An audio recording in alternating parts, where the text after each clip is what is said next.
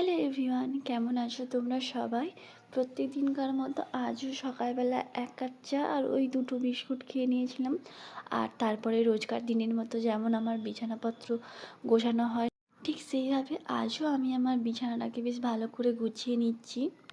আজ আর একদমই লেট করিনি, একেবারে সকাল সকাল ঘুম থেকে উঠেই একদম আমি আমার বিছানাটাকে গোছাতে শুরু করে দিয়েছি। কারণ দেখেছি যে প্রত্যেকদিন আমার লেট হয় বিছানা গোছাতে। আর যখন আমার বিছানা গোছাতে লেট হয় তখন ওইদিকে অন্যান্য যে সমস্ত আমার কাজ থাকে সেগুলো না অনেক দেরিতে হয়ে থাকে। তাই ভাবলাম আজ একদম দেরি করব না বিছানাটা গোছাতে, একদম সকাল সকাল ঘুম থেকে উঠেই বিছানাটাকে গুছিয়ে দেবো।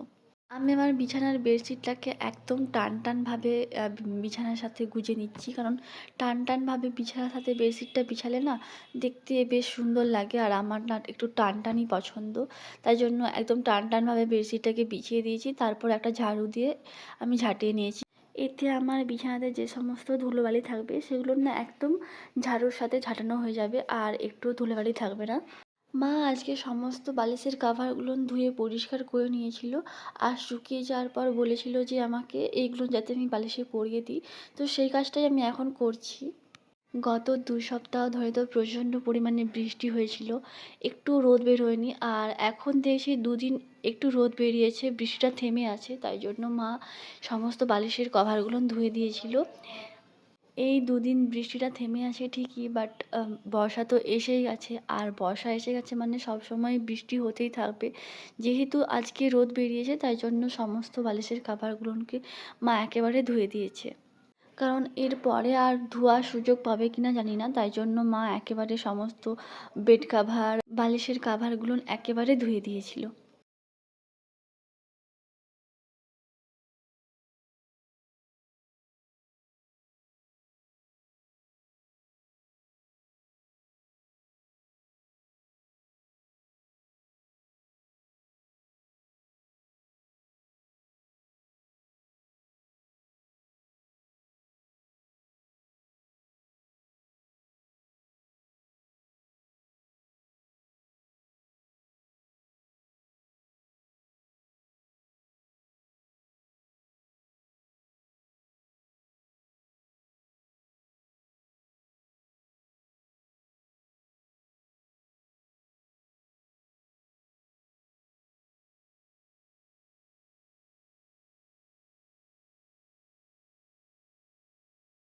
আমার রুমে যে সমস্ত বালিশগুলো ছিল সেগুলোনে কাভার পরিয়ে দিয়েছি। আর মা যে সমস্ত বেড কাভারগুলোকে ধুয়ে রেখেছিল সেগুলোকে আমি একেবারে সুন্দর করে পাট করে রেখে দিয়েছি। এখন আমি বিছানাতে বালিশগুলোকে সুন্দর করে রেখে একেবারে গুছিয়ে দেবো।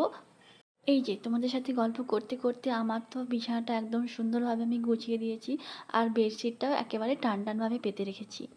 এখন আমি স্নানে যাব, তাই জন্য রেডি হয়ে নিচ্ছি। আর আমার স্কিনটা এত অয়েলি স্কিন কি বলবো, সবসময় যেন একটা তেল তেলে ভাব হয়ে থাকে। আমি তো আমার স্কিনে আগে হিমালয়ান নিম ফেস ওয়াশ ইউজ করতাম, সেটা আমার বেশ ভালো শ্যুট করে গিয়েছিল। এই ১.৫-২ মাস হবে আমি প্লামের রাইস ওয়াটার এই ফেস ওয়াশটা ইউজ করছি। এটাও আমার স্কিনে বেশ ভালোভাবে শ্যুট করে গিয়েছে, কোনো প্রবলেম হয়নি। যেহেতু আমি এখন স্নান করতে যাব তাই ভাবলাম এখনই ফেস ওয়াশটা আমি ইউজ করে নিই।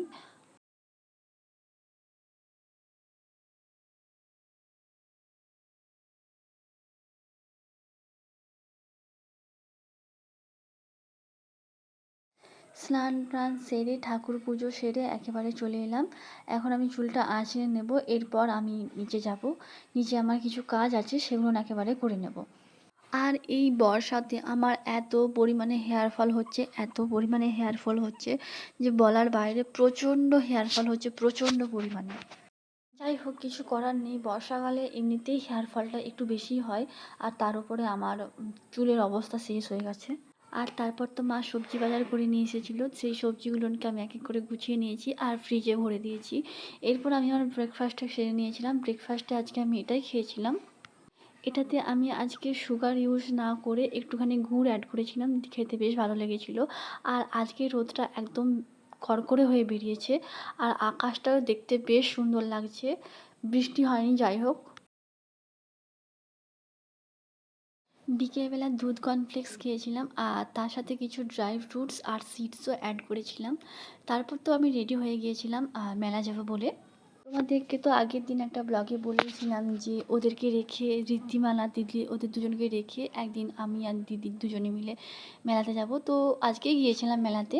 এই জুয়েলারির দোকানটাতে ঢুকেছিলাম। এই জুয়েলারির দোকানটাতে সমস্ত কোরিয়ান বলো বা ট্রেন্ডিং যে সমস্ত কানের, সে সমস্ত কানের, তারপর মেয়েদের মঙ্গলসূত্র, যা যা জুয়েলারি হয় আর কি, সে সমস্ত কিছু ছিল। যে সমস্ত ট্রেন্ডিং কানের বা কোরিয়ান যে সমস্ত কানেরগুলো ছিল, সেগুলো না দেখতে বেশ সুন্দর লাগছিলো। আমি একটা নেবো বলে ভাবছিলাম, কিন্তু আমার মুখে সমস্ত কানেরগুলো যেন বড় বড় লাগছে, মুখটা একদম ছোট হয়ে যাচ্ছে আর কানেরগুলো যেন বড় হয়ে যাচ্ছে।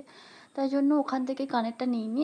তারপর তো বাড়ি ফিরে এসে রিদ্ধিমার সাথে একটু কার্টুন দেখতে বসে গিয়েছিলাম। ও যেহেতু কার্টুন দেখছিল আর ও এই রকম টাইপের কার্টুনগুলো দেখতে বেশ পছন্দ করে, তাই জন্য ওকে এইগুলো নিয়ে চালিয়ে দেওয়া হয় আর ও এইগুলো নিয়ে দেখে। আর এখানে তিতলির বায়না যে ওকে এখন রাত্রিবেলা ঘুরতে নিয়ে যেতে হবে, তাই জন্য ও সমানে গেটের সামনে দাঁড়িয়ে আছে আর কান্নাকাটি করছে। কিছু করার নেই, রাত হয়ে গেছে যেহেতু, তো কি করে ওকে ঘুরতে নিয়ে যাব। তো যাই হোক, আজকে রাত্রিবেলা পরোটা খেয়েছিলাম, ডিনারে এটা ছিল।